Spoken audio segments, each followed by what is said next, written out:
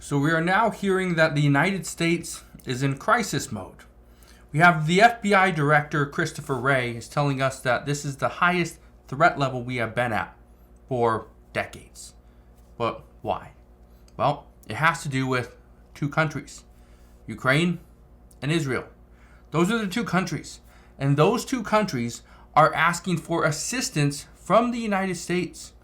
And it's because of the assistance that the United States is giving that is causing mass panic. Now, today I'm going to address what's going on and what we are seeing out of Congress and the White House. So make sure you stick around for this entire video, and I'll explain exactly what is going on.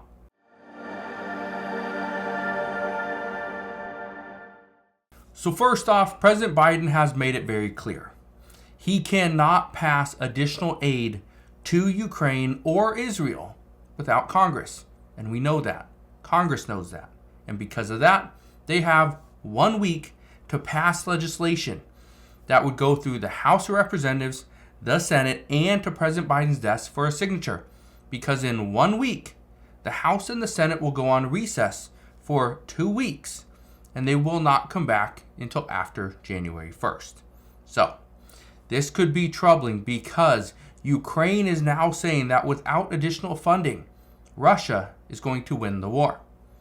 Israel is now telling us that there are more casualties in Gaza.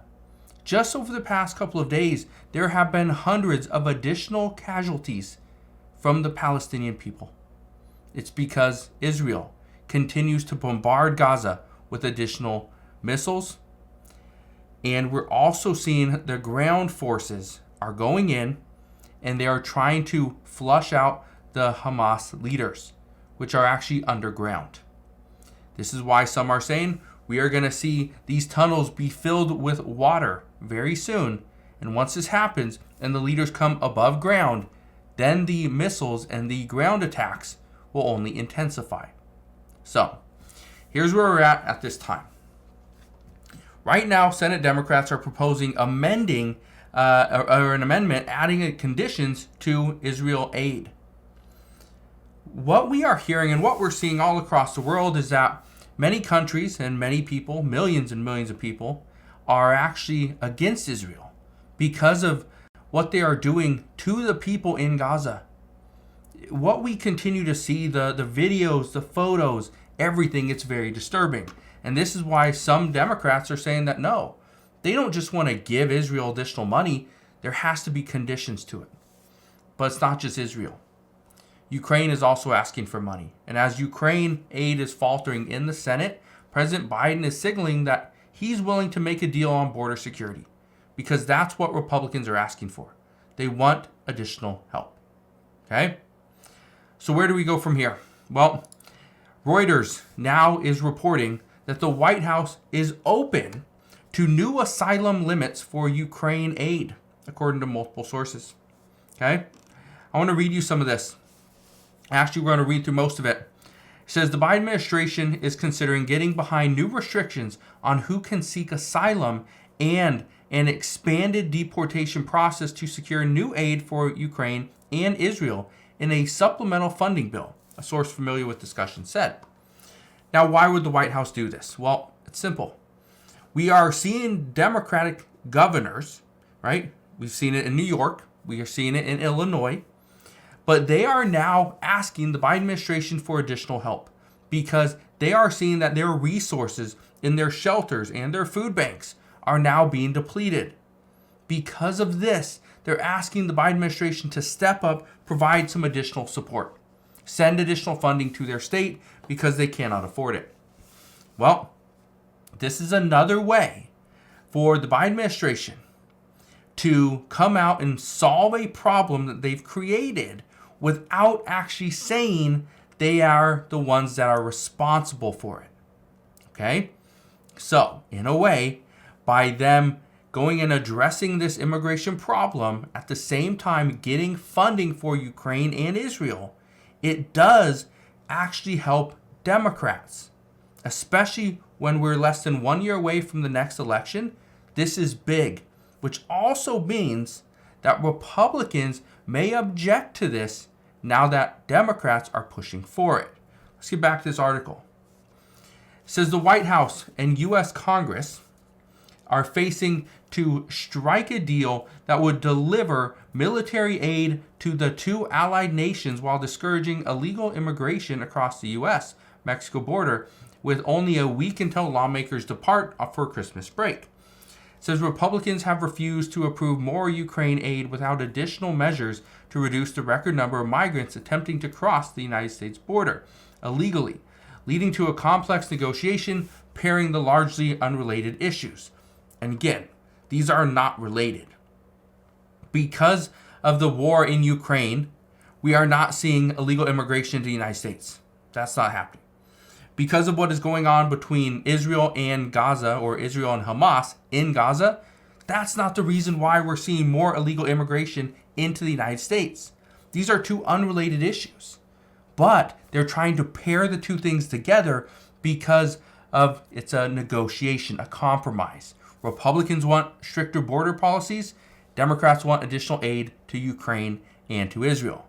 Keep in mind, Republicans also want additional aid to Ukraine and to Israel, however, with conditions, and that money cannot just be pulled out of nowhere. We have to spend it or take it from somewhere else that it's already been spent. For instance, the IRS. So let's keep reading.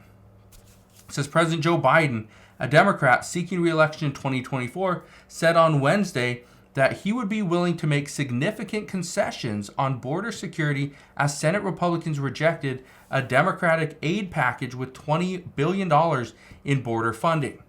Now, keep in mind that everything's going to have conditions. Everything's going to be a negotiation at this point. It just depends on who kind of gets more out of the negotiation. But we'll see. It says the White House would be open to heightening the standard for initial asylum screenings. A source familiar with the matter told Reuters, requesting anonymity to discuss the talks. The Biden administration also would entertain some form of a safe third country provision that would deny asylum to migrants who pass through another country en route to the United States. Another possible point of agreement could be expanding a fast-track deportation process known as expedited removal. The authority would be employed nationwide instead of its current application at the border. That's big. Okay? It says a bipartisan group of senators trying to reach a deal are also discussing a numerical limitation on asylum claims. The Biden administration position on such a cap remains unclear. The Biden administration, and I think it remains pretty clear, they do not want to have a limit. They don't want to have a limit. Because if you have a limit, and here's the thing, if the Biden administration puts a limit in place, and then for the first, let's say 3 months out of the year, we get so much migration into the United States, we hit that cap, guess what happens to every single person for the remainder of the year? Yeah, they're sent back. There's no asylum for those people. And so instead of just getting to that limit as quickly as possible, which is very likely, and again, this is a problem because then you're going to see all those people waiting at the border. Waiting. They are going to wait in Mexico. And Mexico cannot afford this. So then not only are we going to have to provide funding to Ukraine and Israel, but then there's a chance now we have to send additional funding to Mexico. Again, it's a problem. But one thing that we are seeing right now is that Republicans are standing firm. Okay, they are standing firm. Republicans are demanding an answer, demanding some action regarding the border policies. And this is what's going to get it. Okay, border security in exchange for funding for Ukraine and Israel. But in the end, and this is the big news, this is the good news, is that this is going to make the United States safer. It's going to make the United States a better country. Because if we can ensure that Russia doesn't win the war, then that means Russia is still further away from our NATO allies. That's a good thing. Because the concern is if Russia gets closer, we could see a war. We could see a risk increase because Russia is closer. The borders could be touching. Again, this is a major concern. But as we get more information on this, as we get these new updates, because again, we have 1 week to see something pass. After that, lawmakers go on recess and they will not come back until after the new year. Again, that's too much time. And also, again, in the new year, there's a government funding bill that has to pass. So, a lot's going on here. We got a little bit of time, but they say they're not worried. They'll get it done. So, as soon as we get more information, I promise I'll fill you in on all the latest news and updates, but that is what we know as of today. So again, thank you guys for watching. Consider subscribing, and I'll see you guys on the next one.